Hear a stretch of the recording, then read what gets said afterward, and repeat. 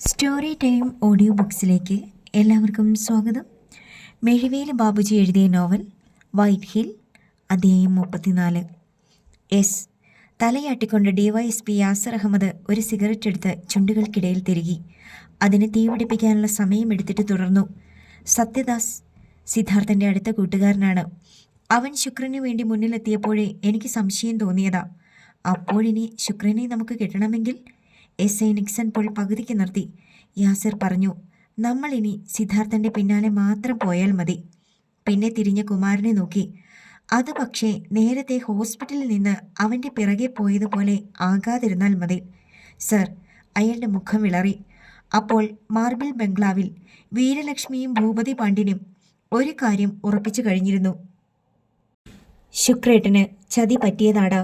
വീരലക്ഷ്മി മകനെ നോക്കി. ഇനി കാത്തിരിക്കേണ്ട അമ്മേ, നമുക്ക് പോലീസിൽ വിവരം അറിയിക്കാം. അങ്കിളിനെ കാണാനില്ലെന്ന് വീരലക്ഷ്മി തലയാട്ടി. തുടർന്ന് ഓർമ്മിപ്പിച്ചു, ഏട്ടൻ മിസ്സായിരിക്കുന്നു എന്നേ പോലീസ് അറിയാവൂ. മറ്റ് ഡീറ്റെയിൽസ് ഒന്നും വേണ്ട. അങ്ങനെ ചെയ്താൽ പാമ്പ് തിരിഞ്ഞു കുത്തിയതുപോലെയാവും. കമലവും മക്കളും ഒന്നും ചിത്രത്തിൽ വരാനേ പാടില്ല. ഭൂപതി പാണ്ഡ്യൻ അപ്പോൾ തന്നെ പോലീസുമായി ബന്ധപ്പെട്ടു. മാത്രമല്ല തങ്ങളുടേതായ ഒരു തിരച്ചിൽ നടത്താനും ആളെ ഏർപ്പാടാക്കി. 6 പടയൻ സെറ്റിയിൽ മയങ്ങിക്കിടക്കുകയാണ്. വീരലക്ഷ്മി ഭൂപതിയോട് നിർദ്ദേശിച്ചു, ഈ ശവത്തിനെയും ഏതെങ്കിലും ആശുപത്രിയിൽ കൊണ്ടുപോടാ, നമ്മുടെ ഹോസ്പിറ്റലിൽ വേണ്ട. അങ്ങനെ പടയാനെ മധുര മെഡിക്കൽ കോളേജിലേക്ക് കൊണ്ടുപോയി. രാത്രി 2 മണിയോടടുത്തു സിദ്ധാർത്ഥൻ ടെസ്കോ സിറ്റി അപ്പാർട്ട്മെൻറ്റിലെ രാജഗുരുവിൻ്റെ പാർപ്പിടത്തിലെത്തിയപ്പോൾ എല്ലാവരും കാത്തിരിക്കുകയായിരുന്നു അവനെ. സിദ്ധാർത്ഥൻ്റെ കുടുംബത്തെ അവിടേക്കാണ് രഘുറാമും മറ്റും കൊണ്ടുവന്നത്. ശേഷം അവരിൽ കുറേ പേർ മറ്റാരും ശ്രദ്ധിക്കാതെ പരിസരങ്ങളിൽ കാവലുമുണ്ട്. മോനെ. അവൻ ഹാളിലേക്ക് കയറിയതും കമലം ഓടി വന്ന് അവനെ കെട്ടിപ്പിടിച്ചു, കരഞ്ഞുകൊണ്ട്. അമ്മേ. സിദ്ധാർത്ഥൻ അവരെ തന്നിലേക്ക് ചേർത്തു. തോളിൽ മെല്ലെ തടവുന്നതിനിടയിൽ അവൻ്റെ കണ്ണുകൾ നിറഞ്ഞു. ഏട്ടാ. രാധികയും കാജലും വന്ന് അവനിൽ പിടിമുറുക്കി. വിസ്മയ വസുമതിയുടെ അരികിൽ സിദ്ധാർത്ഥനെ തന്നെ കണ്ണിമയ്ക്കാതെ നോക്കി നിൽക്കുകയാണ്. തണ്ണീർമുക്കത്ത് നിന്ന് പോന്ന ശേഷം അവൻ ഒരുപാട് ക്ഷീണിച്ചിട്ടുണ്ടെന്ന് അവൾക്ക് തോന്നി. രാജഗുരുവിൻ്റെ കുടുംബത്തിലെ എല്ലാവരും ഉണ്ടായിരുന്നു ഹാളിൽ. കരയാതമ്മേ, സിദ്ധാർത്ഥൻ കമലത്തെ ആശ്വസിപ്പിച്ചു. ഒക്കെ ഓരോ യോഗങ്ങളാണെന്ന് കരുതുക. എന്നാലും ശുക്രേട്ടൻ നമ്മളോടിങ്ങനെ, എനിക്കത് ഓർക്കാൻ പറ്റുന്നില്ല. കമലത്തിന് സങ്കടമടങ്ങുന്നില്ല. അതാണമ്മേ മനുഷ്യൻ. ആർത്തിയുടെയും ചതിയുടെയും നന്ദികേടിൻ്റെയും പ്രതിരൂപം. അവൻ ആത്മനിന്ദ കലർന്ന ഭാവത്തിൽ ചിരിച്ചു. എന്നാലും ആ രാജമ്മ വസുമതിക്ക് കലി വരികയാണ്. വീരലക്ഷ്മിയാണ് പോലും മറ്റൊരാളുടെ ഭർത്താവിനെ തട്ടിയെടുക്കുകയും എല്ലാം അപഹരിക്കുകയും ചെയ്തിട്ട് അവിടെ ഒരു അഹങ്കാരം. അത്തരം ജന്മങ്ങളും ഒരുപാടുണ്ട് ആൻറ്റി ഈ സമൂഹത്തിൽ. പറയുന്നതിനിടയിൽ സിദ്ധാർത്ഥൻ അമ്മയെയും സഹോദരിമാരെയും തന്നിൽ നിന്ന് അടർത്തി മാറ്റി. മോനെ, നമുക്കിതൊന്നും വേണ്ട. നമുക്ക് തിരിച്ചു പോകാം. കമലത്തിന് അത് മാത്രം മതി. ഇനിയിപ്പോൾ അങ്ങനെ പോകാൻ പറ്റത്തില്ലമ്മേ. ഒരു പക്ഷേ നമ്മളിവിടെ വരികയും ഒന്നും അറിയുകയും ചെയ്തില്ലായിരുന്നെങ്കിൽ സാരമില്ലായിരുന്നു. പക്ഷേ ഇതങ്ങനെയല്ല. സിദ്ധാർത്ഥൻ്റെ ശബ്ദത്തിന് മൂർച്ച കൂടി. അച്ഛൻ്റെ അധ്വാനം അത്രയും വലിഞ്ഞു കയറി വന്ന പരീക്ഷകളെ ഏൽപ്പിക്കാനോ അച്ഛനെ കൊന്നവരെ കൺമുന്നിൽ മേയാൻ വിട്ടിട്ട് മടങ്ങിപ്പോകാനോ അത് പറ്റില്ല. അവൻ്റെ കണ്ണുകൾ കത്തി. സ്വത്തും പണവും ഒന്നും നമുക്ക് വേണ്ടെന്ന് വെക്കാം. പക്ഷേ അച്ഛൻ്റെ ഘാതകർ, അവർക്ക് മാപ്പ് കൊടുത്ത് മടങ്ങുന്നതിനേക്കാൾ നല്ലത് നമ്മൾ ആത്മഹത്യ ചെയ്യുന്നതാ. കമലം മകൻ്റെ മുഖത്തേക്ക് നോക്കി ഒരു നിമിഷം നിന്നു. പിന്നെ അമർത്തിയ പല്ലുകൾക്കിടയിലൂടെ ശബ്ദം തീക്കാറ്റായി വന്നു. നിശ്ചയമായും അവർക്കുള്ള ശിക്ഷ കൊടുക്കണം. പക്ഷേ അക്കൂട്ടത്തിൽ എനിക്ക് എൻ്റെ മകൻ നഷ്ടപ്പെടരുത്. അത് മാത്രം ഞാൻ സഹിക്കില്ല. സിദ്ധാർത്ഥൻ അമ്മയുടെ കൈ പിടിച്ചമർത്തി. മതിയമ്മേ, ഈ വാക്കുകൾ തന്നെയാണ് എൻ്റെ ഊർജം. ക്വാറിയിലെ തൊഴിലാളികൾ ഒന്നടങ്കവും പിന്നെ ഈ മാനേജർ സാറും ഉള്ളപ്പോൾ എന്നെ പരാജയപ്പെടുത്താൻ ആർക്കും കഴിയില്ല. അത് കേട്ട് രാജഗുരുവിൻ്റെ മുഖത്തും അഭിമാനത്തിൻ്റെ തിളക്കം വന്നു. ദേവിബാലയും പട്ടമ്മാളും മണിമൊഴിയും ഒക്കെ സിദ്ധാർത്ഥൻ്റെ കുടുംബക്കാരുമായി നല്ല അടുപ്പത്തിലായി കഴിഞ്ഞിരുന്നു. Manager sir. വസുമതി അയാൾക്ക് നേരെ തിരിഞ്ഞു. ഈ രാജമ്മ എങ്ങനെയാണ് ചന്ദ്രേട്ടൻ്റെ കൂടെ എത്തിയത്? അതേക്കുറിച്ച് വല്ലതും അറിയാമോ? ഇല്ലെന്ന ഭാവത്തിൽ രാജഗുരു തലയാട്ടി. തുടർന്നു പറഞ്ഞു, ആദ്യകാലത്ത് ഞാൻ കരുതിയത് വീരലക്ഷ്മി പെരിയോരുടെ ഭാര്യയാണെന്ന് തന്നെയാ. പക്ഷേ പിന്നെ പിന്നെ അവളുടെ ശല്യങ്ങൾ സഹിക്കാതായപ്പോൾ തനിക്ക് കേരളത്തിൽ ഭാര്യയും മക്കളുമുണ്ടെന്ന് പെരിയോർ എന്നോട് പറഞ്ഞിരുന്നു. നിങ്ങൾക്കൊന്നും തരരുതെന്ന് ഇവിടെയുള്ളവർക്ക് നിർബന്ധമുണ്ടായിരുന്നു താനും. പെരിയോർ സമ്പന്നനാണെന്നറിഞ്ഞാൽ നിങ്ങളൊക്കെ ഇവിടേക്ക് വരുമെന്നും വീരലക്ഷ്മിയും മക്കളും കരുതി കാണും. അതുകൊണ്ടാണ് വളരെ കുറച്ച് സഹായങ്ങൾ മാത്രം നിങ്ങൾക്ക് ചെയ്തിരുന്നത്. രാധികയുടെ വിവാഹത്തിനുള്ള കാർ പോലും ഇവിടെയാണ് ഒളിപ്പിച്ചിട്ടത്. ആഭരണങ്ങൾ അങ്ങോട്ട് വരുന്ന വഴിക്ക് മധുരയിൽ നിന്നാണ് വാങ്ങിയത്. ഞാനും പോയിരുന്നു ഒപ്പം. അച്ഛൻ്റെ സ്വത്തുക്കൾ അത് അദ്ദേഹം ഞങ്ങൾക്ക് തരുന്നതിൽ അവർ എതിർത്തിട്ടെന്താ? അതല്ലെങ്കിൽ അവർ അറിയാതെ ഞങ്ങൾക്ക് തരാമായിരുന്നില്ലേ? സിദ്ധാർത്ഥൻ തർക്കിച്ചു. അത് ഞാനും ചോദിച്ചിട്ടുണ്ട്. അതിന് വ്യക്തമായ ഉത്തരം പെരിയോര് തന്നില്ല. എന്തോ തക്കതായ കാരണമുണ്ടെന്ന് എനിക്ക് തോന്നിയിരുന്നു. രാജഗുരു എല്ലാവരെയും ഒന്ന് നോക്കി. സാരമില്ല, എല്ലാം അധികം വൈകാതെ വ്യക്തമാകും. രാജഗുരു അവനെ സൂക്ഷിച്ചൊന്ന് നോക്കിയിട്ട് തലയാട്ടി. സിദ്ധാർത്ഥൻ വിസ്മയുടെ അടുത്തേക്ക് ചെന്നു. നീ എന്താണ് ഇങ്ങനെ മസിലും പിടിച്ച് നിൽക്കുന്നത്? പോടാ. സ്വയം നിയന്ത്രിച്ച് നിർത്തിയിരുന്നത് പോലെ അവൾ അവൻ്റെ നെഞ്ചിൽ തുരുതുരെ ഇടിച്ചു. പിന്നെ അവനിലേക്ക് വീണു. അവനെ അള്ളിപ്പിടിച്ചു. അവൾക്ക് അവനോടുള്ള സ്നേഹവും പരിഭവവും കരുതലും സങ്കടവും ഒക്കെ ആ ഒറ്റ പ്രവൃത്തിയിൽ നിന്ന് മറ്റുള്ളവർ തിരിച്ചറിയുകയായിരുന്നു. ഏയ്, എന്താടി ഇത്? ഞാൻ ജീവനോട് നിന്റെ മുന്നിൽ തന്നെയില്ലേ? സിദ്ധാർത്ഥൻ പരിസരം മറന്ന് അവളെ ചുറ്റിപ്പിടിച്ചു. അത് കാണാനുള്ള കരുത്തില്ലാത്ത ഹൃദയം പറഞ്ഞു പോകുന്നത് പോലെ മണിമൊഴി മുഖം വെട്ടിച്ചു. രാജഗുരു അത് ശ്രദ്ധിച്ചു. നേരെ ഒരുപാടായില്ലേ? എല്ലാവരും ഇനി വിശ്രമിക്ക്. ശേഷം രാവിലെ. അയാൾ പെട്ടെന്നിടപെട്ടു. വിസ്മയജാളിതയോടെ സിധുവിൽ നിന്നകന്നു. എല്ലാവരും തങ്ങൾക്കായി ഒരുക്കിയ മുറികളിലേക്ക് പോയി. സിധു, രാജഗുരു വിളിച്ചു. അവൻ നിന്നു. നീ ഇതുവരെ എവിടെയായിരുന്നു? അവൻ കാര്യം പറഞ്ഞു. ആരും ശുക്രനെ കണ്ടുപിടിക്കില്ലല്ലോ? ഇല്ല, രഘുറാമും മറ്റും ശ്രദ്ധിക്കും. ശരി, രാവിലെ കാണാം. സിദ്ധാർത്ഥൻ മുറിയിലെത്തുമ്പോൾ വാതിൽക്കൽ മണിമൊഴി കാത്തു നിൽക്കുകയാണ്. കാമുകിയെ കണ്ടപ്പോൾ എന്നെ തഴഞ്ഞുവല്ലേ? അവളുടെ കണ്ണു നിറഞ്ഞു. മണിമൊഴി, അവളും ഞാനുമായുള്ള വിവാഹം നേരത്തെ തീരുമാനിച്ചതാ. വേണ്ട, ഒന്നും പറയണ്ട. അവൾ വെട്ടിത്തിരിഞ്ഞു നടന്നു. തനിക്കിതൊരിക്കലും അംഗീകരിക്കാനാവില്ല എന്ന ഭാവത്തിൽ അവൻ തലയാട്ടിക്കൊണ്ടിരുന്നു. നേരം പുലർന്നു. മാർബിൾ ബംഗ്ലാവിൽ കനത്ത നിശബ്ദതയായിരുന്നു. ശുക്രനെക്കുറിച്ച് യാതൊരു വിവരവുമില്ല. കാർ പോലും കണ്ടെത്താനായിട്ടില്ല. ടവർ ലൊക്കേറ്റ് ചെയ്ത് സെൽഫോൺ എവിടെയാണെന്ന് കണ്ടുപിടിക്കാനുള്ള പോലീസിൻ്റെ ശ്രമവും വിജയിച്ചില്ല. അവൻ സിദ്ധാർത്ഥൻ അറിയാതെ ഏട്ടൻ അപ്രത്യക്ഷനാവില്ല. വീരലക്ഷ്മി തീർപ്പ് കൽപ്പിച്ചു. മധുര മെഡിക്കൽ കോളേജിൽ തീവ്രപരിചരണ വിഭാഗത്തിലാണ് 6 പടയൻ. എന്നിട്ടും വീരലക്ഷ്മി അവിടേക്ക് പോയില്ല. അവൻ 2ാം നിലയിൽ നിന്ന് കാൽവഴുതി വീണതാണെന്നാണ് ഹോസ്പിറ്റലിൽ ഭൂപതി പാണ്ഡ്യൻ പറഞ്ഞിരിക്കുന്നത്. രാവിലെ ഭൂപതി ഉലകുമയിലിനെ ഹോസ്പിറ്റലിലേക്ക് അയച്ചു. അവൾക്ക് സംരക്ഷണത്തിനും സഹായത്തിനും വേറെയും ആളുകളെ നിയോഗിച്ചു. അന്ന് ചെയ്യേണ്ട കാര്യങ്ങളെല്ലാം സിദ്ധാർത്ഥൻ നേരത്തെ തീരുമാനിച്ചിരുന്നു. തൻ്റെ നീക്കങ്ങൾ ആര് ശ്രദ്ധിച്ചാലും അവർ ശുക്രനെ കണ്ടെത്തിക്കൂടാ എന്നവന് നിർബന്ധമുണ്ടായിരുന്നു. രാജഗുരുവിനോടൊപ്പമാണ് സിദ്ധാർത്ഥൻ മാർബിൾ ക്വാറിയിലേക്ക് പോകുവാൻ തയ്യാറായത്. മണിമൊഴി അവന് മുഖം കൊടുക്കാതെ ഒഴിഞ്ഞു മാറി നടന്നു. Marble quarry. സിദ്ധാർത്ഥന്റെ നിർദ്ദേശപ്രകാരം രാജഗുരു പ്രതിപക്ഷ യൂണിയൻ നേതാവ് വെങ്കിടാചലത്തെ അവിടേക്ക് വിളിച്ചു വരുത്തി. അവിടുത്തെ തൊഴിലാളികളെയും വിളിച്ചുകൂട്ടി. യൂണിയന്റെ ഔദ്യോഗിക ഉദ്ഘാടനം നടത്തുകയാണ്. സിദ്ധാർത്ഥൻ തൊഴിലാളികളോട് സംസാരിച്ചു. നമ്മൾ ഇവിടെയാണ് യൂണിയൻ ആരംഭിക്കുന്നതെങ്കിലും മാർബിൾ ഫാക്ടറിയിൽ ഉള്ളവരെ കൂടി ഇതിലേക്ക് ചേർക്കും. ഒരുപക്ഷെ മുതലാളി തന്നെ തൊഴിലാളി യൂണിയൻ ഉണ്ടാക്കുവാൻ പ്രേരിപ്പിക്കുന്നത് ലോകത്ത് ആദ്യമായാവും. നിങ്ങൾ അടിമകളല്ല, അവകാശങ്ങളുള്ള എൻ്റെ സഹോദരങ്ങളാണ് എന്ന് ഞാൻ അറിയിക്കുകയാണ്.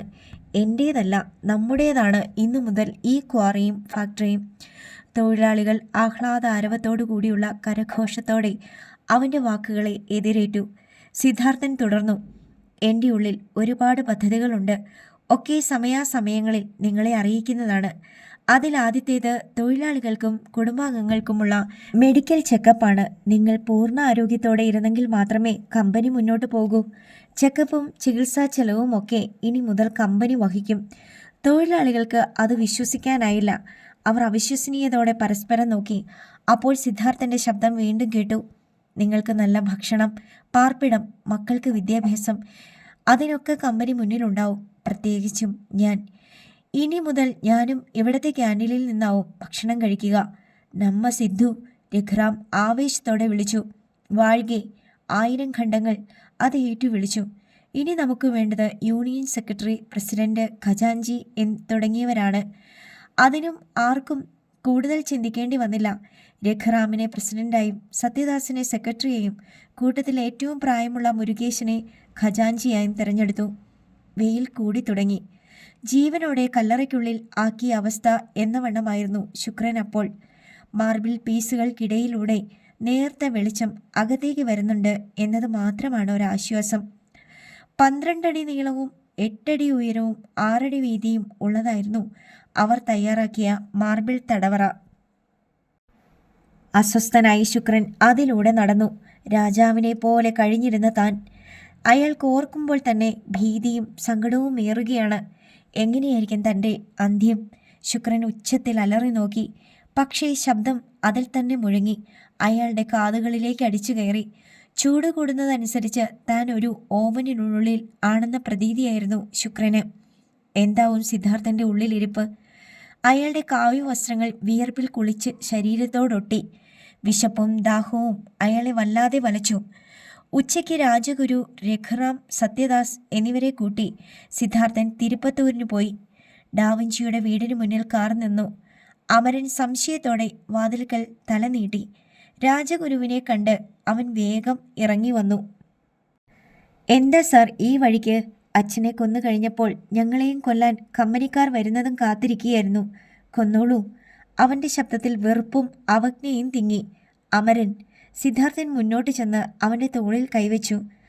ആ കൊലപാതകത്തിൽ ഞാനോ ഈ നിൽക്കുന്നവരോ ഭാഗഭാക്കുകളല്ല. പിന്നെ ഇപ്പോൾ വന്നത് മറ്റൊരു കാര്യം പറയുവാൻ. എൻ്റെ അച്ഛൻ്റെ, നിങ്ങളുടെ പെരിയോരുടെ ഒരു പൂർണ്ണകായ പ്രതിമയുണ്ടാക്കണം. മാർബിളിൽ. തനിക്ക് പറ്റുമോ? താൻ ചോദിക്കുന്നതാണ് പ്രതിഫലം. സിദ്ധാർത്ഥൻ അവൻ്റെ കണ്ണുകളിലേക്ക് നോക്കി. പെരിയോരുടെ പ്രതിമയല്ലേ? എനിക്ക് സന്തോഷമേ ഉള്ളൂ സാർ. അദ്ദേഹത്തിൻ്റെ സഹായം കുറെ അനുഭവിച്ചിട്ടുള്ളവരാണ് ഞങ്ങളും. പക്ഷേ ആ ധനുഷ്കോടി നാടാരും വീരലക്ഷ്മി മേഡവും. അവൻ പൂർത്തിയാക്കും മുമ്പ് രഘുറാം അറിയിച്ചു. അതൊക്കെ ഞങ്ങൾക്ക് വിട്ടേര്. ഇപ്പോൾ ഇദ്ദേഹമാണ് എല്ലാത്തിൻ്റെയും മുതലാളി. രഘുറാം സിദ്ധാർത്ഥന് നേരെ കൈ ചൂണ്ടി. പിന്നെ അമരനെ ചിന്തിക്കാനൊന്നും ഇല്ലായിരുന്നു. പിറ്റേന്ന് തന്നെ പ്രതിമാ നിർമ്മാണം ആരംഭിക്കണം എന്ന് പറഞ്ഞവർ മടങ്ങി. രാവിലെ സിദ്ധാർത്ഥൻ മാർബിൾ ക്വാറിയിൽ എത്തിയപ്പോൾ മുതൽ അവൻ്റെ പിന്നാലെ ഉണ്ടായിരുന്നു DYSP യാസിർ അഹമ്മദും സംഘവും. ആക്സിഡന്റ് പറ്റി വർക്ക്ഷോപ്പിലായിരുന്ന അവരുടെ ബൊലീറോ തിരികെ കിട്ടിയിരുന്നു. അതിലെ പോലീസ് ബോർഡ് നീക്കം ചെയ്തായിരുന്നു അവരുടെ യാത്ര. ഇപ്പോൾ അവർക്ക് ഒരു സംശയം. ശുക്രൻ സിദ്ധാർത്ഥൻ്റെ പിടിയിലായില്ലേ?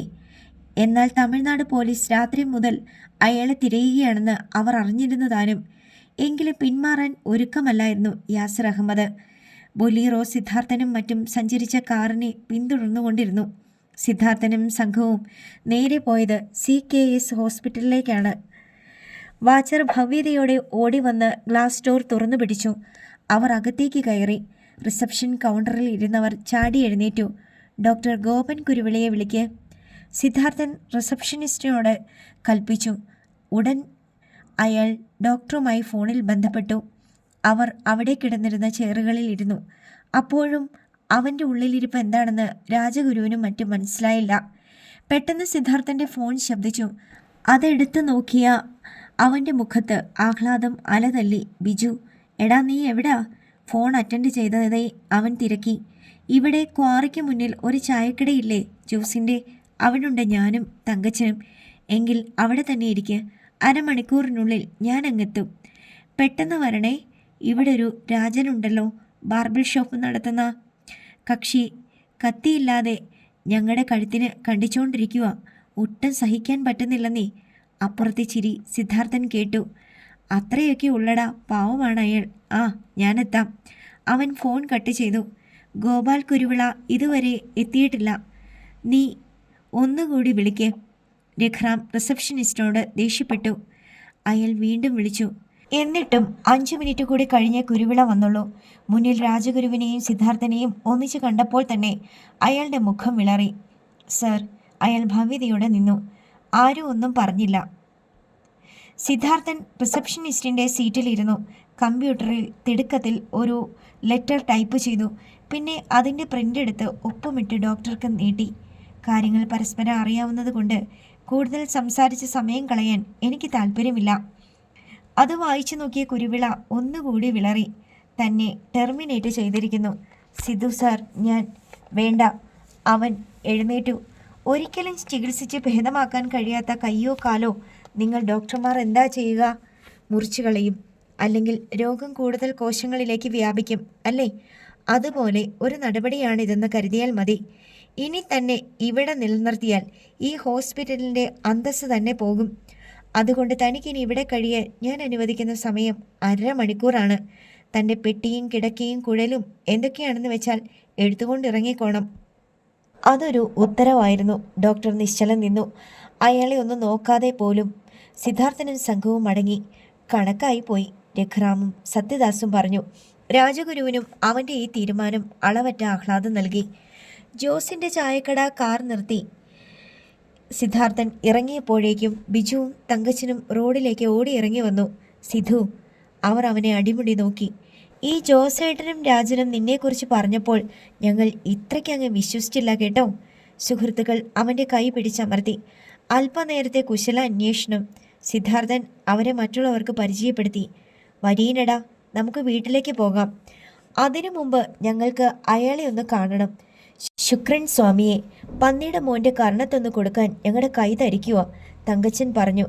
അതിനൊക്കെ ഇനിയും നേരമുണ്ടല്ലോ, ഇപ്പം വാ. സത്യദാസിനെയും രഘുറാമിനെയും അവിടെ ഇറക്കിയിട്ട് സിദ്ധാർത്ഥൻ സുഹൃത്തുക്കളെ കാറിൽ കയറ്റി. രാജ, പിന്നെ കാണാം കേട്ടോ, ബിജു വിളിച്ചു പറഞ്ഞു. ആ ബ്ലേഡിൻ്റെയും ക്രീമിൻ്റെയും കാര്യമൊക്കെ ഒന്ന് വിശദീകരിച്ച് പറയണേ. എല്ലാവരും പൊട്ടിച്ചിരിച്ചു. അവർ രാജഗുരുവിൻ്റെ വീട്ടിലെത്തി. കമലത്തിനും വസുമതിക്കും പെൺമക്കൾക്കും അവരെ കണ്ടപ്പോൾ സന്തോഷമേറി. ബിജുവേ, നാട്ടിൽ എന്തൊക്കെയുണ്ട് വിശേഷങ്ങൾ? കമലം തിരക്കി. പിന്നെ 3-4 ദിവസം കൊണ്ട് എന്ത് വിശേഷം? അവൻ്റെ സംസാരം കേട്ട് മറ്റുള്ളവർ ചിരിച്ചു. ഇനി ഭക്ഷണം കഴിച്ചിട്ടാവാം, പട്ടമ്മാൾ ക്ഷണിച്ചു. അത് നേരാ, തങ്കച്ചൻ സമ്മതിച്ചു. ഭക്ഷണം കഴിഞ്ഞ് അവർ ഏറെ നേരം സംസാരിച്ചിരുന്നു. വൈകിട്ട് മണിമൊഴി എവിടേക്കോ പോകാനായി ഒരുങ്ങി ഇറങ്ങി വന്നു. എങ്ങോട്ടാ? വിസ്മയ അപ്പോൾ ഹാളിലുണ്ടായിരുന്നു, ഹെൽത്ത് ക്ലബിൽ. അവൾക്ക് മുഖം കൊടുക്കാതെ മണിമൊഴി തിടുക്കത്തിലിറങ്ങി. തൻ്റെ സ്വിഫ്റ്റ് ഡിസയർ കാറിൽ കയറി ഓടിച്ചു പോയി. ഹൈവേയിൽ വലത്തേക്ക് തിരിഞ്ഞ് അല്പദൂരം ഓടിയതും പിന്നാലെ എത്തിയ റേഞ്ച് റോവർ മുന്നിൽ കടന്ന് വട്ടം തിരിഞ്ഞു. ബ്രേക്കിട്ടു. പരിഭ്രമത്തോടെ മണിമൊഴിയും ബ്രേക്ക് പെഡൽ ഞെരിച്ചു. റേഞ്ച് റോവറിൻ്റെ പിൻ ഡോർ തുറന്ന് വീരലക്ഷ്മി കുതിച്ചിറങ്ങി. പിന്നെ കൊടുങ്കാറ്റ് പോലെ മണിമൊഴിയുടെ നേർക്ക് പാഞ്ഞെത്തി. അധ്യായം 35. തൻ്റെ അരികിലേക്ക് പാഞ്ഞു വരുന്നത് കത്തുന്ന ഒരു തീപ്പന്തമാണെന്ന് തോന്നി മണിമൊഴിക്ക്. ഡ്രൈവർ സീറ്റിനടുത്തെത്തിയ വീരലക്ഷ്മി ഡോർ വലിച്ചു തുറക്കാൻ ശ്രമിച്ചു. പക്ഷേ അത് ലോക്കിട്ടിരിക്കുകയായിരുന്നു. തുറക്കടി ചൂലേ, ഗ്ലാസ്സിൽ ആഞ്ഞടിച്ചുകൊണ്ട് വീരലക്ഷ്മി കൽപ്പിച്ചു. എന്താ മേഡം? പെട്ടെന്ന് സമനില കൈവരിച്ച മണിമൊഴി ഗ്ലാസ് അല്പം താഴ്ത്തി. അതറിഞ്ഞേ പറ്റൂ നിനക്ക്, അല്ലേടി? ഗ്ലാസ് താഴ്ന്ന ഭാഗത്തുകൂടി വീരലക്ഷ്മി വലത് കൈ അകത്തേക്ക് കടത്തി അവളുടെ മുടിയിൽ കുത്തിപ്പിടിച്ചു. പിന്നെ ഇടത് കൈ കടത്തി ലോക്ക് നീക്കി ഡോർ തുറന്നു. തുടർന്ന് മണിമൊഴിയെ വലിച്ചു പുറത്തിറക്കി. മേഡം വിട്, അവൾ കുതറി. പക്ഷെ വീരലക്ഷ്മി വിട്ടില്ല. ഹൈവേയിലൂടെ വന്ന വാഹനങ്ങളിൽ ഉണ്ടായിരുന്നവർ വേഗം കുറച്ച് രംഗം വീക്ഷിച്ചു. പിന്നെ തങ്ങളുടെ വഴിക്ക് പോയി. വീരലക്ഷ്മി മണിമൊഴിയെ റോഡിലൂടെ വലിച്ചിഴച്ചു. അനന്തരം റേഞ്ച് റോവറിൻ്റെ പിൻ സീറ്റിലേക്ക് തള്ളി ഒപ്പം കയറി. 1 മിനിറ്റിനുള്ളിലാണ് ഇത്രയും നടന്നത്. അടുത്ത നിമിഷം ആസുരമായ വേഗത്തിൽ ഭൂപതി പാണ്ഡ്യൻ വാഹനം മുന്നോട്ടെടുത്തു. മണിമൊഴി ഡോർ തുറന്ന് പുറത്തേക്ക് ചാടാനാഞ്ഞു. അടങ്ങിയിരിക്കടി കാട്ടുപോത്തെ! വീരലക്ഷ്മി അവളെ പിടിച്ച് തിരിച്ച് 2 കവളുകളിലും മാറി മാറി അടിച്ചു. അതോടെ മണിമൊഴി തളർന്നുപോയി. അവൾ സീറ്റിലേക്ക് വീണു. ആ നേരത്ത് തൻ്റെ വസതിയിൽ രാജഗുരുവും സിദ്ധാർത്ഥനും ബിജുവും തങ്കച്ചനും ഗഹനമായി ചർച്ചയിലായിരുന്നു.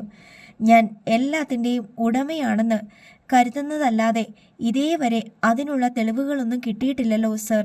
സിദ്ധാർത്ഥൻ അസ്വസ്ഥനായി മുറിയിലൂടെ നടന്നു. എല്ലാം നിന്റെ പേരിലാണെന്ന് എനിക്കറിയാം. പക്ഷേ അതിൻ്റെ ഡോക്യുമെൻറ്റുകൾ മാർബിൾ ബംഗ്ലാവിൽ തന്നെ ആയിരിക്കും. പെരിയൂരുടെ അലമാരയിലോ പെട്ടിയിലോ. അത് കയ്യിൽ കിട്ടാതെ കൃത്യമായൊരു തീരുമാനം പറയാൻ രാജഗുരുവിന് കഴിയുന്നില്ല. പെട്ടെന്നാണ് വസുമതിയും വിസ്മയും അവരുടെ അടുത്തെത്തിയത്. വിസ്മയ ഒരു ചെറിയ പട്ടുസഞ്ചി അവൻ്റെ നേർക്ക് നീട്ടി. അന്ന് അങ്കിൾ കൊണ്ടുവന്ന ഒരു മാർബിൾ പ്രതിമ എനിക്ക് തന്നില്ലേ? അതിനുള്ളിൽ നിന്ന് കിട്ടിയതാണ് ഇക്കാര്യം. ഞാൻ പോലീസിനോട് പറഞ്ഞിരുന്നില്ല.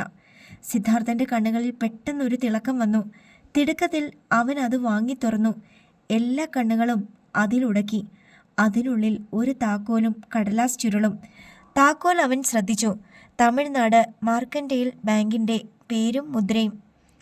സിദ്ധാർത്ഥൻ കടലാസ് ചുരുൾ നിവർത്തി. അതിൽ 10 അക്ക ലോക്കർ കോഡ്.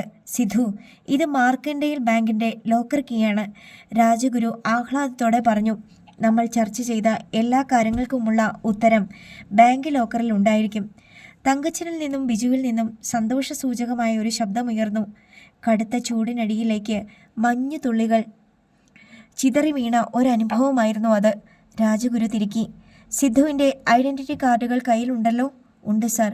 ഓക്കെ, ഇന്ന് തന്നെ നമുക്ക് അഡ്വക്കേറ്റ് ദൈവശിഖാമണിയെ വിളിക്കാം. നാളെ നമ്മൾ ബാങ്ക് ലോക്കർ തുറന്നിരിക്കും. മാനേജറെ എനിക്കും അടുത്തറിയാം, അയാൾ ആവേശത്തോടെ പറഞ്ഞു. പെട്ടെന്നൊരു തൊഴിലാളി പുറത്തുനിന്ന് ഓടിയെത്തി. സിദ്ധാർത്ഥൻ അവിടെ നിരീക്ഷണത്തിന് നിർത്തിയിരിക്കുന്നവരിൽ ഒരാൾ. എന്താടാ? രാജഗുരുവാണ് തിരക്കിയത്. കിതപ്പിനിടയിൽ അയാളുടെ വാക്കുകൾ ചിതറി വീണു. Manager sir, Veeralakshmi madam Manimozhi കുഞ്ഞിനെ പിടിച്ചോണ്ട് പോയി. ഞങ്ങൾ ഓടിയെത്തിയപ്പോഴേക്കും അവർ കടന്നു കളഞ്ഞു. സകലരും കിടുങ്ങി. പാണ്ഡ്യക്കോവിൽ പൂഞ്ചോല ബാർ കടന്ന് പിന്നെയും അല്പദൂരം ഓടി റേഞ്ച് റോവർ. പിന്നെ ഇടത്തേക്ക് തിരിഞ്ഞു. ഉയരമുള്ള റോഡിൽ നിന്ന് താഴേക്ക്, മുൾക്കാടുകൾക്കിടയിലൂടെയുള്ള പൂഴി നിറഞ്ഞ റോഡിലേക്ക്. പിന്നിൽ പൊടിപടലങ്ങൾ ആന വലുപ്പത്തിൽ ഉയർന്ന് കാഴ്ച മറച്ചു. ഭൂമിയുടെ അങ്ങേയറ്റം വരെ മുൾക്കാടുകളാണെന്ന് തോന്നുമായിരുന്നു. 15 മിനിറ്റോളം കഴിഞ്ഞു. അപ്പോൾ വിളവെടുത്ത ചോളപ്പാടങ്ങൾ കണ്ടു തുടങ്ങി. റേഞ്ച് റോവർ കുറച്ചുകൂടി മുന്നോട്ട് പോയി.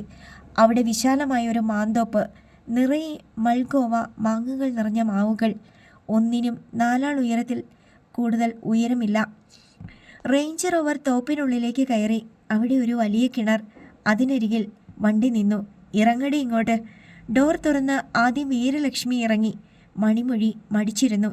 ഡ്രൈവിംഗ് സീറ്റിൽ നിന്ന് പുറത്തേക്ക് കുതിച്ച ഭൂപതി പാണ്ഡ്യൻ അവളെ വലിച്ചിറക്കി. മണിമൊഴി ചുറ്റും നോക്കി. മാവിൻ്റെ തണലിൽ വിശ്രമിക്കുന്ന 100 കണക്കിന് ആട്ടിൻപറ്റങ്ങൾ. അവയുടെ പുറത്ത് ബ്രൗൺ നിറവും വയറുഭാഗത്ത് വെള്ളയും കറുപ്പും. വണ്ടി കണ്ട് ഒരു പ്രത്യേക ശബ്ദമുണ്ടാക്കിക്കൊണ്ട് അവ കൂട്ടത്തോടെ എഴുന്നേറ്റോടി. ഡോക്ടറെ, തെങ്കവിളയൻ! അവിടെ നിന്ന് ഭൂപതി ഉച്ചത്തിൽ വിളിച്ചു. ആ ശബ്ദം മാന്തോപ്പിൽ മുഴങ്ങി. അടുത്ത നിമിഷം ഒരു ശബ്ദം കേട്ടു, കഴുത കരയുന്നത് പോലെ. കിണറിൻ്റെ പടിക്കെട്ടുകൾ കയറി ഒരു തല ഉയർന്നു വരുന്നത് കണ്ടു. പാറിപ്പറന്ന നരവീണ തലമുടി, ചോരച്ചുവപ്പുള്ള കണ്ണുകൾ. അമ്മ! അയാൾ വാ തുറന്നപ്പോൾ വെറ്റില മുറുക്കി ചുവന്ന നാക്കും കറ പറ്റിയ പല്ലുകളും മണിമൊഴി കണ്ടു. ഷർട്ട് ധരിച്ചിരുന്നില്ല അയാൾ. ചെളി പറ്റിയ ഒരു കാക്കി നിക്കർ മാത്രമാണ് വേഷം. അയാൾ അടുത്തു വരുന്തോറും ഒരുപാട് കാലമായി വൃത്തിയാക്കാതെ കിടന്നിരുന്ന ഒരു കാലിത്തൊഴുത്തിൽ കാറ്റടിച്ചപ്പോൾ ഉണ്ടായ ദുർഗന്ധം പോലെ അവർക്ക് അനുഭവപ്പെട്ടു. മണിമൊഴി ഓക്കാനത്തോടെ മുഖം തിരിച്ചു.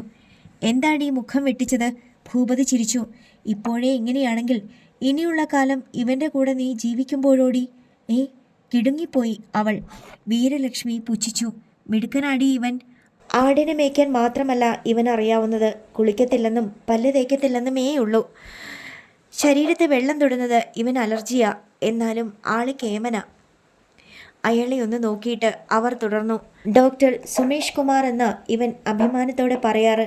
അങ്ങ് തിരുവനന്തപുരത്ത് എവിടെയോ ആണ് വീട്. തെങ്കവിള ഇവൻ്റെ സ്ഥലപ്പേരാ. കേരളത്തിൽ ഒരു സ്കൂളിൽ പ്രിൻസിപ്പൽ ആണെന്ന് ഇവൻ ആദ്യം ഞങ്ങളോട് പറഞ്ഞത്. അവിടെ 10-12 പെൺപിള്ളേരെ പീഡിപ്പിച്ചിട്ടുണ്ട്. അവിവാഹിതൻ. നിന്റെ ഭർത്താവിന് ഈ ഗുണങ്ങളൊക്കെ പോരെ? അതെ അമ്മ.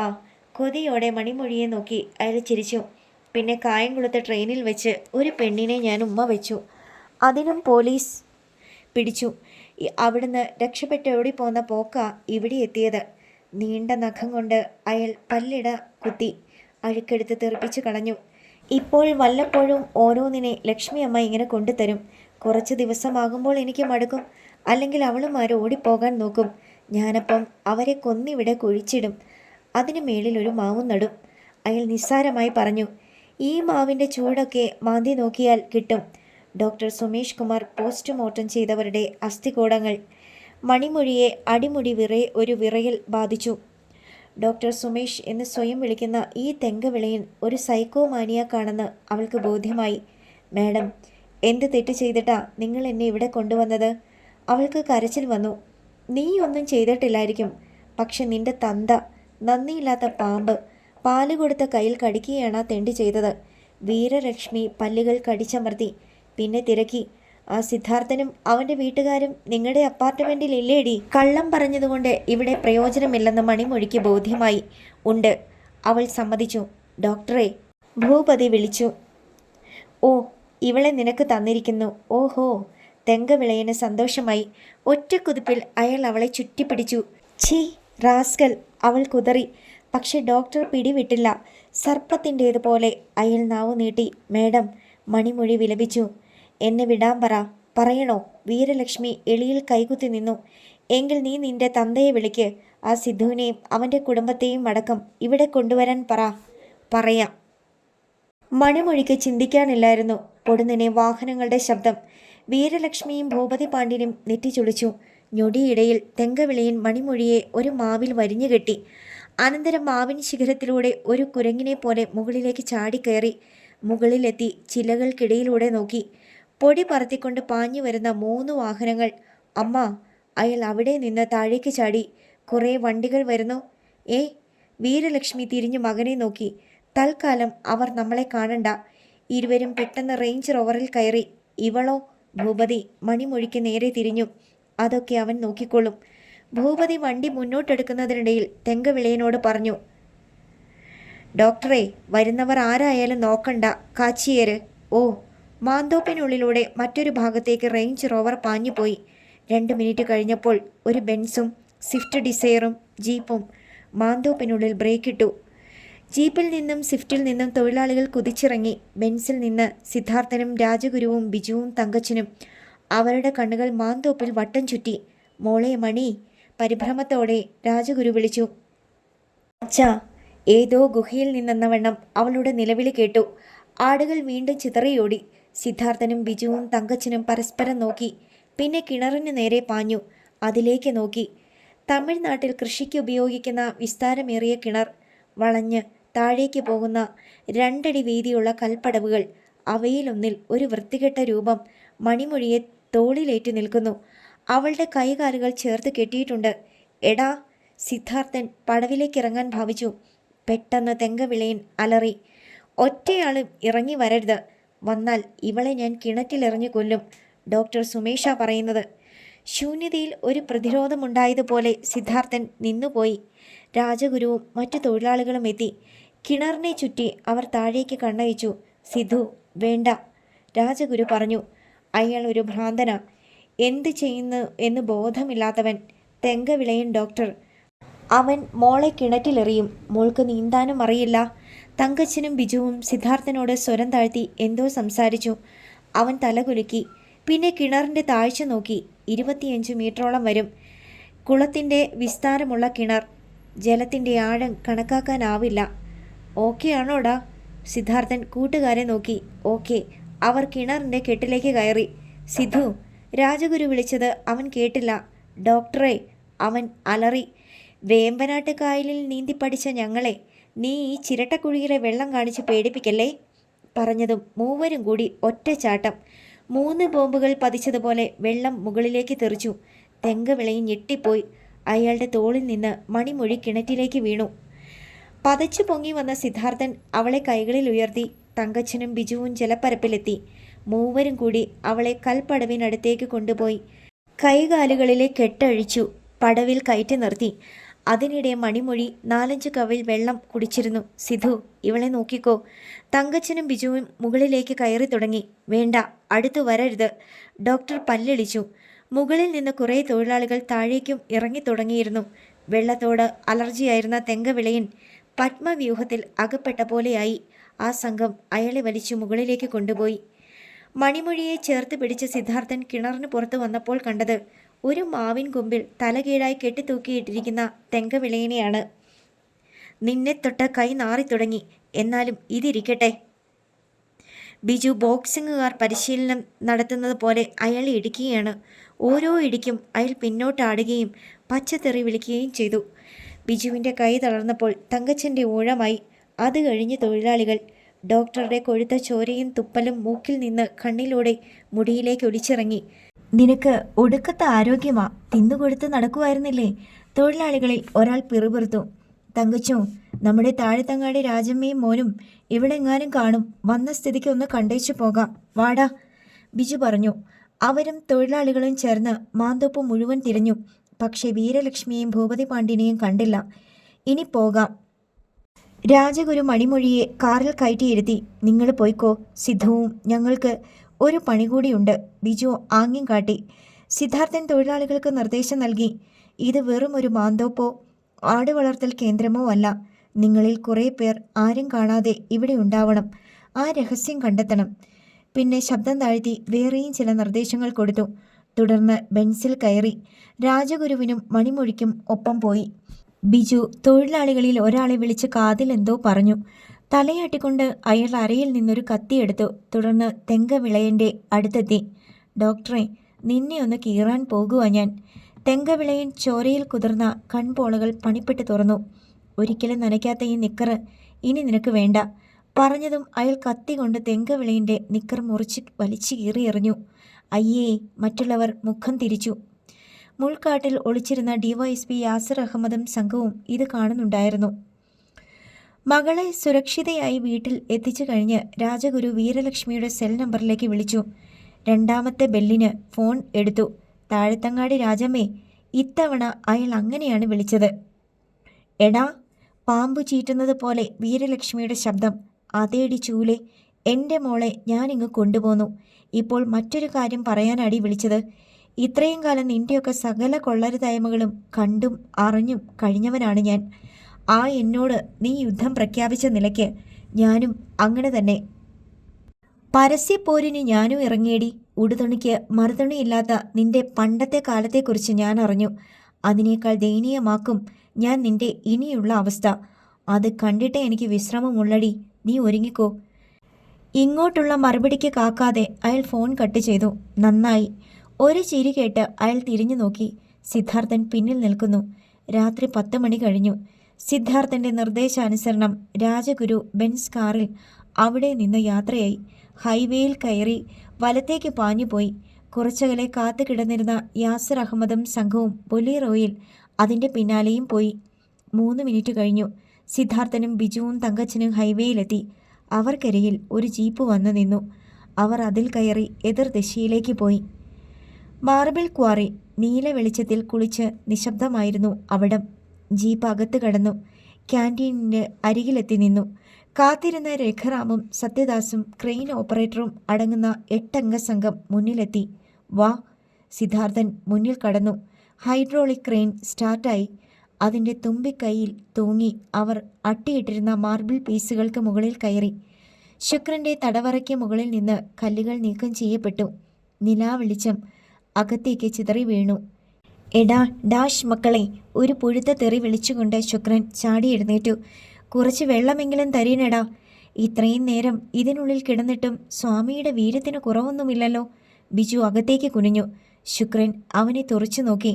ആളെ പിടികിട്ടിയതും കണ്ണുകൾ വല്ലാതെയൊന്ന് വെട്ടി. നീ? ഞങ്ങൾ വിരുന്നു വന്നതാ സ്വാമി. അനുഗ്രഹിക്കണം. തങ്കച്ചനുമുണ്ട് കൂടെ. അവൻ പരിഹസിച്ചു. അവിടെ തണ്ണീർമുഖത്ത് ഒത്തിരി മാന്യനായിരുന്നല്ലോ താൻ. തൻ്റെ യഥാർത്ഥ സ്വഭാവം ഒന്നറിയണമെന്ന് തോന്നി. അത് പറഞ്ഞത് തങ്കച്ചനാട്. എടാ, വെള്ളം തരാൻ. ഗുഹയ്ക്കുള്ളിലെ സിംഹഗർജനം പോലെയായിരുന്നു അത്. കുടിക്കാനോ അതോ കുളിക്കാനോ? സിദ്ധാർത്ഥൻ മുന്നോട്ട് നീങ്ങി. താൻ ശരിക്ക് വെള്ളം കുടിക്കാൻ പോകുന്നതേയുള്ളൂ. അവനും സത്യദാസും രഘുറാമും കുഴിയിലേക്ക് ചാടി ശുക്രനെ പിടിച്ചമർത്തി. ക്രെയിനിൻ്റെ അഗ്രം അതിനു മീതെ വന്നു. അവർ അതിലെ ചെങ്ങല അയാളുടെ കാലിൽ ബന്ധിച്ചു. പൊക്കിക്കോ, സിദ്ധാർത്ഥൻ നിർദ്ദേശിച്ചു. ക്രെയിൻ ശുക്രനെ തലകീഴായി വലിച്ചുയർത്തി. പിന്നെ ക്രെയിൻ പിറകിലേക്ക് മാറി. തുടർന്ന് അത് വട്ടം കറങ്ങാൻ തുടങ്ങി. ആന ഓലയുമായി തിരിയും പോലെ ശുക്രൻ്റെ അലർച്ച കാറ്റുപോലെ വട്ടം കറങ്ങി. കറങ്ങുന്ന ഫാനിൻ്റെ ലീഫിൽ കെട്ടിത്തൂക്കിയതുപോലെ ശുക്രൻ തലകീഴായി അന്തരീക്ഷത്തിൽ വട്ടം കറങ്ങിക്കൊണ്ടിരുന്നു.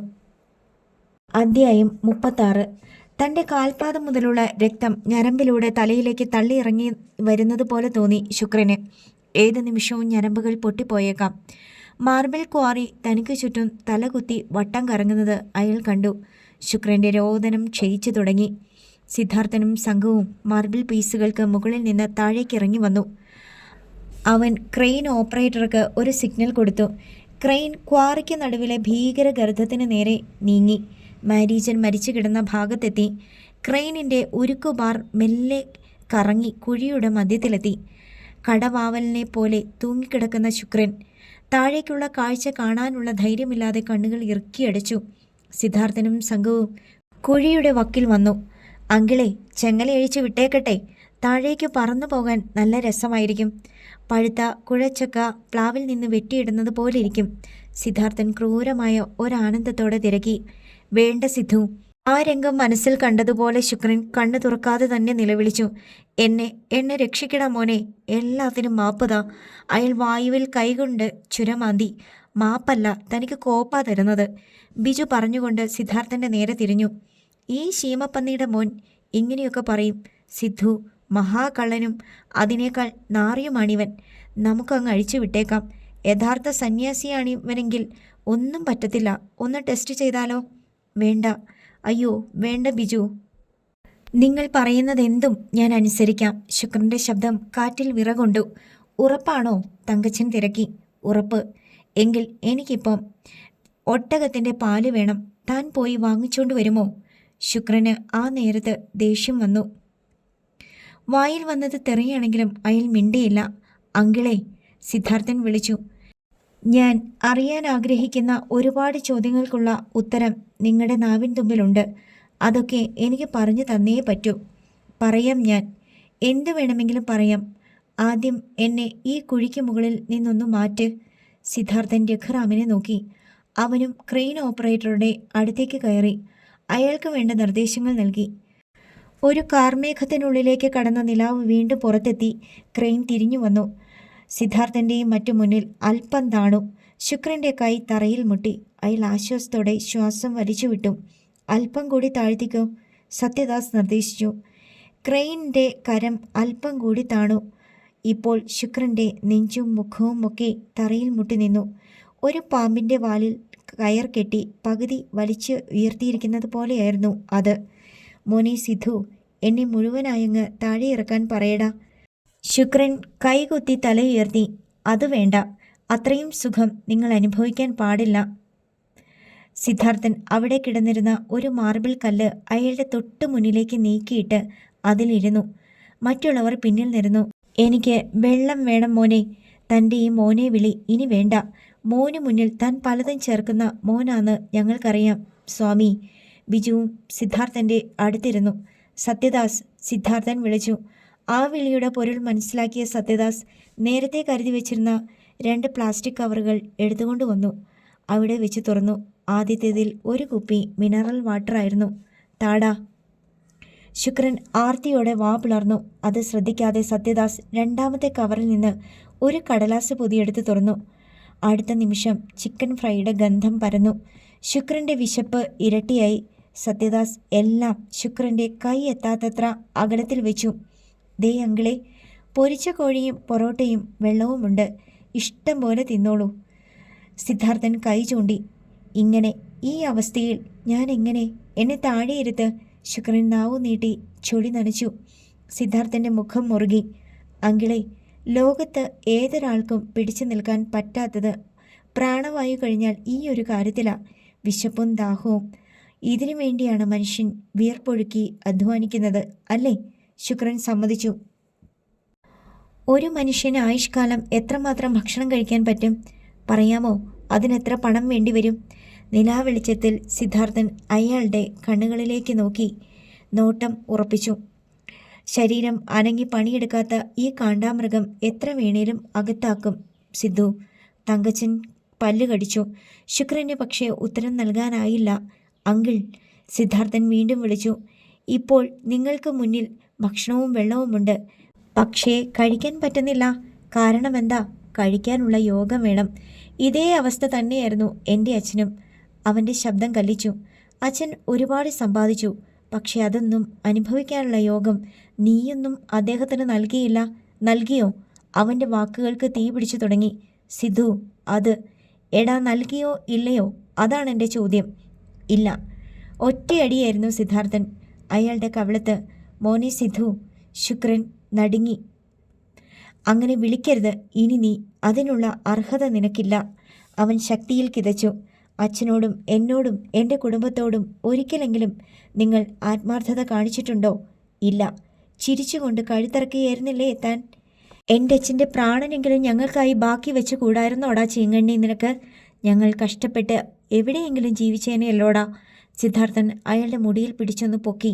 സിധു, അതിന് ഞാനല്ല. അയാൾ മുഴുമിപ്പിക്കാൻ സമ്മതിച്ചില്ല സിദ്ധാർത്ഥൻ. അവൻ തടഞ്ഞു. വേണ്ട, ഏറ്റവും അവസാനത്തേക്ക് ഞാൻ മാറ്റിവെച്ചേക്കൂ ആ ചോദ്യം. അല്ലെങ്കിൽ ആദ്യം തന്നെ ഞാനങ്ങ് കൊന്നുപോകും നിങ്ങളെ. നിലാവിൽ അവൻ്റെ കണ്ണുകൾ 2 വജ്രത്തുണ്ടുകളായി. സിധു, എനിക്കിത്തിരി വെള്ളം താ. എന്നിട്ട് വേണമെങ്കിൽ നീ എന്നെ അങ്ങ് കൊന്നോ. യാചിക്കുകയായിരുന്നു ശുക്രൻ.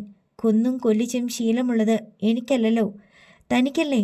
അറിയേണ്ടത് മുഴുവൻ അറിഞ്ഞു കഴിയുമ്പോൾ വെള്ളവും ഭക്ഷണവും തരാൻ താൻ യോഗ്യനാണെന്ന് എനിക്ക് തോന്നിയാൽ അപ്പോൾ തരും. അതുവരെ അതിവിടെ ഇരിക്കും. സിദ്ധാർത്ഥൻ ചുറ്റും ശ്രദ്ധിച്ചു. നിലാവിൽ മാർബിൾ കല്ലുകൾ തിളങ്ങുന്നു. റോഡിൽ ആളെ നിർത്തിയിട്ടുണ്ട്. അഥവാ ആരെങ്കിലും ഇവിടേക്ക് വരികയാണെങ്കിൽ അറിയിക്കാൻ. എങ്കിൽ നമുക്ക് തുടങ്ങാം. സിദ്ധാർത്ഥൻ ഒന്ന് നിവർന്നിരുന്നു. എൻ്റെ അച്ഛൻ രാജഗുരു സാറിൻ്റെ കയ്യിൽ നിന്നാണോ ഈ സ്ഥലം വാങ്ങിയത്? അതെ, ശുക്രൻ മന്ത്രിച്ചു. അന്ന് ഇത് വെറും പാറക്കെട്ടുകളും മുൾക്കാടുകളും മാത്രമായിരുന്നില്ലേ? പിന്നെ എന്തിന് അച്ഛൻ ഇത് വാങ്ങി? ശുക്രൻ മിണ്ടിയില്ല. സിദ്ധാർത്ഥൻ രഘുറാമിനെ നോക്കി. പൊക്കിക്കോ. അവൻ ക്രെയിൻ ഓപ്പറേറ്ററെ തോണ്ടി. തന്നെ കൊക്കയിലേക്ക് എറിയാൻ പോവുകയാണ്. വെറുതെ കളയാൻ എനിക്ക് സമയമില്ല. സിദ്ധാർത്ഥൻ അസ്വസ്ഥനായി. അയ്യോ വേണ്ട, ഞാൻ പറയാം. ക്രെയിൻ വീണ്ടും താണു. എങ്കിൽ പറഞ്ഞു. ശുക്രൻ മുഖത്ത് മണ്ണ് പറ്റാതിരിക്കാൻ താടിക്കടിയിൽ കൈപ്പത്തി വെച്ചു. പിന്നെ പറഞ്ഞു തുടങ്ങി. ഈ സ്ഥലം വാങ്ങിപ്പിച്ചത് ഞാനാണ്. ഉള്ളത് വിറ്റുപെറുക്കി എവിടെയെങ്കിലും പോയി ജീവിക്കണമെന്ന ആഗ്രഹമുണ്ടായിരുന്നു ചന്ദ്രശേഖരന്. അന്നൊക്കെ ഈ നാട്ടിൽ നല്ല മണ്ണിനു പോലും 500 രൂപയിൽ കൂടുതൽ വിലയില്ല. അപ്പോഴാണ് ഇത് വിൽക്കാനാണെന്നും രാജഗുരു ആകെ കടത്തിൽ മുങ്ങി നിൽക്കുകയാണെന്നും എൻ്റെ ഒരു സുഹൃത്ത് പറഞ്ഞത്. സുഹൃത്തോ? ഈ നാട്ടിലോ തനിക്ക്? ചോദിച്ചത് ബിജുവാണ്. അതെ. എങ്ങനെയുള്ള സുഹൃത്ത്? കേരളത്തിൽ ഞങ്ങൾ ഒന്നിച്ച് പ്രവർത്തിച്ചിട്ടുണ്ട്. വ്യക്തമായിട്ട് പറയട പുല്ലേ. തങ്കച്ചൻ ഒരു കല്ലെടുത്ത് പട്ടിയെ എറിയുന്നത് പോലെ ഒരു ഏറ് കൊടുത്തു. അയ്യോ, എറിയല്ലേ. ചങ്ങലയിൽ കിടന്ന് ശുക്രൻ പുളഞ്ഞു. തണ്ണീർമുക്കം ബണ്ടിൻ്റെ പണിക്ക് വന്നതായിരുന്നു അവൻ. തങ്കരാജ്. രാജമ്മയെ വിവാഹം ചെയ്യാമെന്ന് എനിക്ക് വാക്കും തന്നിരുന്നു. അങ്ങനെ വരട്ടെ കാര്യങ്ങൾ. അളിയനും കൂടി എൻ്റെ അച്ഛനെ പറ്റിച്ചു. സിദ്ധാർത്ഥൻ ചോദിച്ചപ്പോൾ വേപ്പ് മരത്തിലിരുന്ന് ഒരു മൂങ്ങ മൂളി. അങ്ങനെ വേണമെങ്കിൽ കരുതാം. ഞാനും തങ്കരാജും കൂടിയാണ് രാജഗുരുവിനെ കണ്ടതും വില പറഞ്ഞുറപ്പിച്ചതും.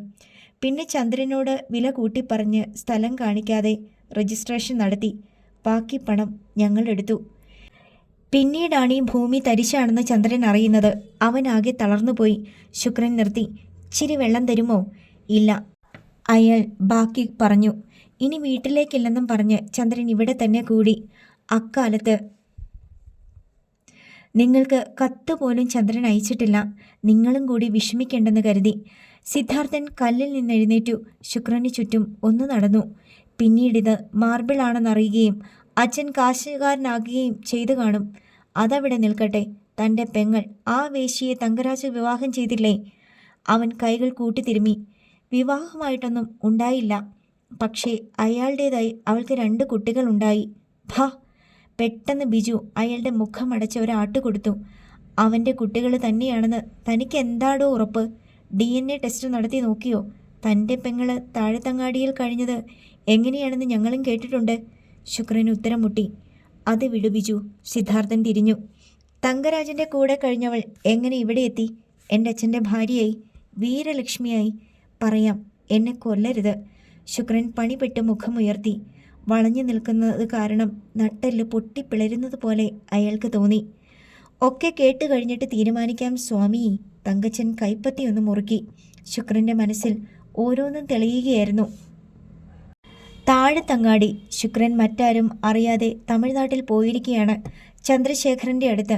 വീട്ടിലെ വിവരങ്ങൾ അയാളാണ് ചന്ദ്രശേഖരനെ അറിയിച്ചിരുന്നത്.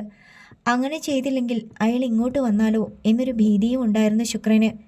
യാതൊരു തൊഴിലും കൂലിയുമില്ലാതെ ഉള്ളതെല്ലാം നഷ്ടപ്പെട്ട ചന്ദ്രശേഖരൻ അവിടെ തന്നെ കഴിഞ്ഞുകൊള്ളുമെന്നോ അവസാനം ആത്മഹത്യ ചെയ്യുമെന്നോ ഒക്കെയായിരുന്നു ശുക്രൻ്റെ വിചാരം.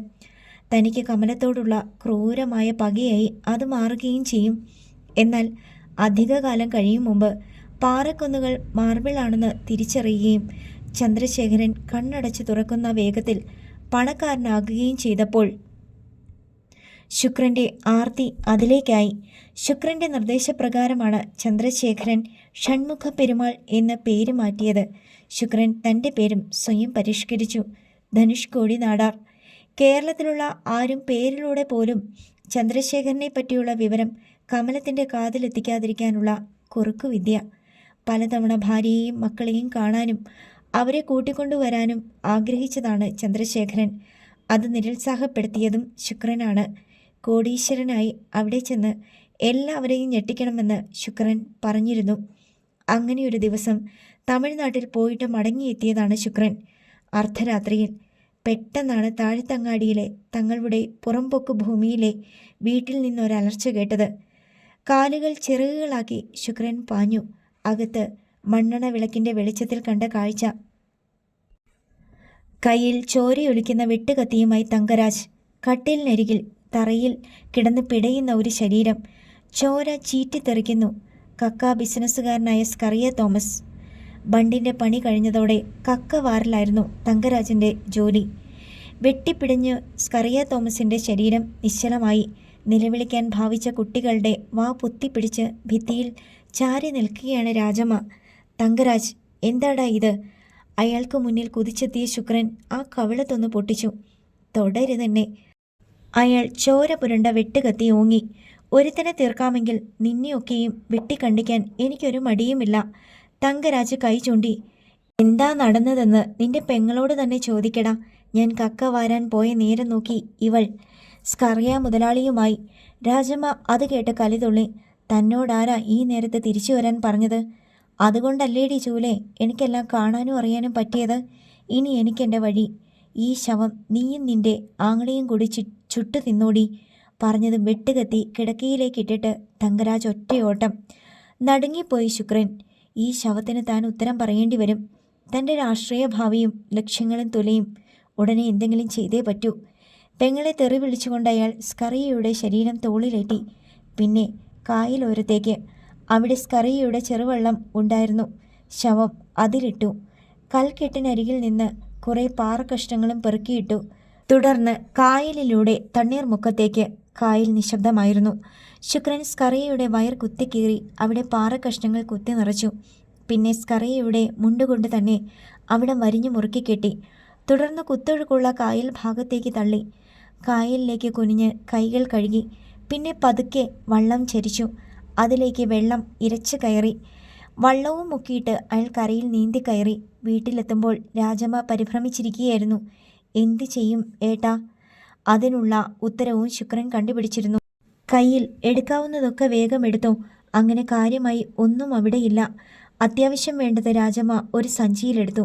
അവളെയും കുട്ടികളെയും പുറത്തിറക്കിയിട്ട് ശുക്രൻ അവിടെ ഉണ്ടായിരുന്ന മണ്ണെണ്ണയെടുത്ത് ചോര പുരണ്ട കിടക്കയിലും ഓലപ്പുരയിലും തളിച്ചു. ഒരു തീപ്പെട്ടിക്കൊള്ളി ഉരച്ചെറിഞ്ഞിട്ട് തിരിഞ്ഞു നോക്കാതെ നടന്നു. കിതപ്പോടെ ശുക്രൻ തുടർന്നു. തൽക്കാലം ഒളിച്ചു കഴിയാൻ ഒരിടം, അത്രയുമേ ചിന്തിച്ചിരുന്നുള്ളൂ. അന്ന് ചന്ദ്രൻ ഇവിടെ പുതിയ വീട് പണി തുടങ്ങിയിട്ടേയുള്ളൂ. ഒരു ചെറിയ വീട്ടിലാണ് താമസം. രാജമ്മയെയും കുട്ടികളെയും തൽക്കാലം അവിടെയാക്കി. ഞങ്ങൾക്കുള്ള ഭക്ഷണം അവൾ തയ്യാറാക്കി തുടങ്ങി. അപ്പോൾ സിദ്ധാർത്ഥൻ്റെ ശബ്ദം വിറച്ചു. 6 പടയാനും ഭൂപതി പാണ്ഡ്യനും എൻ്റെ അച്ഛൻ്റെ മക്കളല്ല അല്ലേടാ? അവൻ അലറുകയായിരുന്നു. അല്ല. സർവരിലും ഒരു ഞെട്ടൽ. അഴിഞ്ഞടി നടന്ന ഒരു വേശ്യയും മക്കളെയും താൻ എൻ്റെ അച്ഛൻ്റെ തലയിൽ കെട്ടിവെച്ചു അല്ലേടാ? സിദ്ധാർത്ഥൻ അയാളുടെ നെഞ്ചിൽ ആഞ്ഞാഞ്ഞു തൊഴിച്ചു. ശുക്രനെ ശ്വാസം വിലങ്ങി. നിലവിളിക്കാൻ വാ തുറന്നപ്പോൾ ചോര കുടുകുടെ ചാടി. പറയടാ, പറ. അവൻ അയാളുടെ മുടിക്ക് കുത്തിപ്പിടിച്ച് തല പിന്നോട്ട് വലിച്ചു. ഒടിച്ചു കളയും ഞാൻ ഈ കഴുത്ത്. കാലുകൾ ചെങ്ങലയിലായതിനാൽ ശുക്രൻ ഇപ്പോൾ വില്ലുപോലെയായി. പറയാൻ. നിന്റെ പെങ്ങൾ പിന്നെങ്ങനെ എൻ്റെ അച്ഛൻ്റെ ഭാര്യയായി? സിദ്ധാർത്ഥൻ്റെ ഭാവപകർച്ചയിൽ ബിജുവും തങ്കച്ചനും പോലും ഭയന്ന് നിൽക്കുകയാണ്. ഞാൻ. അയാൾ ചോര തുപ്പിയിട്ട് അവശതയോടെ തുടർന്നു. അവൾക്ക് പണ്ടേ ഇഷ്ടമായിരുന്നു ചന്ദ്രശേഖരനെ. അവൻ കമലത്തെ വിവാഹം ചെയ്തതോടെ അവൾ ആ ആഗ്രഹം ഉപേക്ഷിച്ചതുമാണ്. പക്ഷേ ഇവിടെ വന്നപ്പോൾ ഇരുവരും അടുത്തുപോയി എന്ന് പറഞ്ഞാൽ മതിയല്ലോ. ഇല്ലടാ, ഇല്ല. എൻ്റെ അച്ഛൻ അങ്ങനെ ഞങ്ങളെ മറന്ന് പ്രവർത്തിക്കില്ല. അതുകൊണ്ട് സത്യം പറഞ്ഞു. അവൻ അരയിലിരുന്ന കത്തി വലിച്ചൂരി ശുക്രൻ്റെ പിന്നോട്ട് വളച്ച കഴുത്തിനു മുന്നിൽ കുറുകെ അമർത്തി. ഒറ്റ വലി മതി നിന്റെ കാറ്റ് പോകാൻ. കോഴിയുടെ കഴുത്തറുക്കുന്നത് പോലെ കണ്ടിച്ചു കളയും ഞാൻ.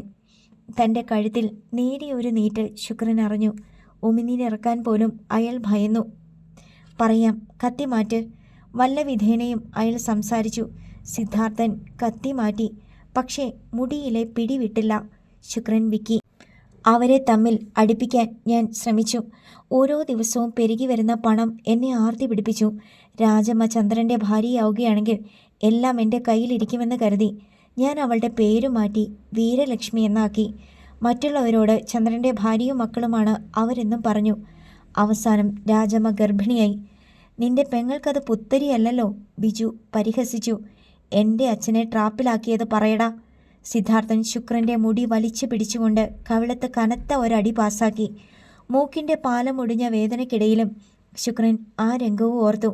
ഒരു ദിവസം വൈകിട്ട് ചന്ദ്രശേഖരനും ശുക്രനും ക്വാറിയിൽ നിന്ന് വന്നപ്പോൾ രാജമ്മ തളർന്നു കിടക്കുകയാണ്. എന്തുപറ്റി? ചന്ദ്രശേഖരൻ തിരക്കി. സാധാരണ സ്ത്രീകൾക്കുണ്ടാകുന്നത് തന്നെ. വിജയഭാവത്തിൽ ഒരു ചിരിയുണ്ടായി രാജമ്മയുടെ മുഖത്ത്. പക്ഷേ ചന്ദ്രശേഖരൻ അത് പിടികിട്ടിയില്ല. രാജമ്മ വിശദീകരിച്ചു. 6-7 മാസം കഴിയുമ്പോൾ ഞാൻ ഒരു കുഞ്ഞിനും കൂടി ജന്മം നൽകും. തലയിൽ ഒരു പാറ പതിച്ചതുപോലെ കിടുങ്ങിപ്പോയി ചന്ദ്രശേഖരൻ. അയാൾ തിരിഞ്ഞു ശുക്രനെ ദയനീയമായി നോക്കി. എടാ, സാരമില്ലടാ, ശുക്രൻ നിസ്സാര ഭാവത്തിൽ അറിയിച്ചു. ഈ തമിഴ്നാട്ടിൽ മുഖ്യമന്ത്രിക്ക് വരെ 2-3 ഭാര്യമാരുണ്ട്. ചിന്ന വീട് എന്നാ അവരുടെ പാർപ്പിടങ്ങൾക്ക് പറയുക. അതുകൊണ്ട് നീ വിഷമിക്കേണ്ട. കമലവും മക്കളും ഒന്നും അറിയാതിരുന്നാൽ പോരെ. പക്ഷേ ചന്ദ്രശേഖരൻ അതിന് തയ്യാറായിരുന്നില്ല. അത് പറ്റില്ല, അയാൾ തീർത്തു പറഞ്ഞു. പറ്റും, അല്ലെങ്കിൽ പറ്റിക്കും. രാജമ്മയുടെ ഭാവം മാറി. എന്നെ ചതിച്ചതിന് നിങ്ങളുടെ പേരിൽ ഞാൻ കേസ് കൊടുക്കും. തണ്ണീർമുക്കത്ത് ചെന്ന് നിങ്ങളുടെ ഭാര്യയോടും മക്കളോടും നാട്ടുകാരോടും ഞാൻ എല്ലാം വിളിച്ചു പറയും. എന്നിട്ട് പരസ്യമായി പെട്രോൾ ഒഴിച്ച് സ്വയം കത്തിച്ചു ചാകും. തൻ്റെ കുടുംബത്തിൻ്റെ കാര്യം കേട്ടപ്പോൾ ചന്ദ്രശേഖരൻ തളർന്നുപോയി. അയാൾക്ക് പിന്നെ എതിർക്കാനായില്ല. അങ്ങനെ രാജമ്മ എന്ന വീരലക്ഷ്മി ചന്ദ്രശേഖരൻ്റെ ഇവിടുത്തെ ഭാര്യയായി. ശുക്രൻ പറഞ്ഞു നിർത്തി. ആർക്കും അല്പനേരത്തേക്ക് മിണ്ടാനായില്ല. കാര്യങ്ങൾ പകൽ പോലെ വ്യക്തമായിരുന്നു. ശുക്രൻ തുടർന്നു. ചന്ദ്രൻ്റെ വളർച്ച അതിവേഗത്തിലായിരുന്നു. വാഹനങ്ങളായി, ബംഗ്ലാവായി, ഫാക്ടറി സ്ഥാപിച്ചു. തൻ്റെ സ്വന്തമായിരുന്ന മണ്ണിൽ രാജഗുരു മാനേജരായി. അങ്ങനെ എന്നിട്ടും ഞങ്ങൾക്കെന്താ ഒന്നും തരാതിരുന്നത്? അത് സിദ്ധാർത്ഥനും പിടികിട്ടുന്നില്ല. അതെൻ്റെ മാത്രം വാശിയായിരുന്നില്ല, രാജമ്മയുടെയും കൂടിയായിരുന്നു. നിങ്ങൾക്ക് ഒന്നും തന്നുകൂടെന്ന്.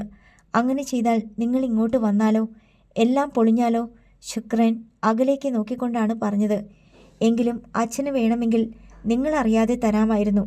അല്ലെങ്കിൽ അവിടേക്ക് വരുന്ന അവസരത്തിലെങ്കിലും. സിദ്ധാർത്ഥൻ തർക്കിച്ചു.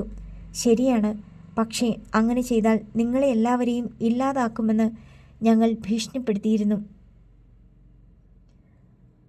അറിയാതെ എന്തെങ്കിലും തന്നാൽ പോലും നിങ്ങളുടെ അവിടുത്തെ അവസ്ഥ കാണുമ്പോൾ മനസ്സിലാക്കാം. അതിനാണ് ഇടയ്ക്കിടെ ഞാൻ അങ്ങോട്ട് വന്നിരുന്നത്.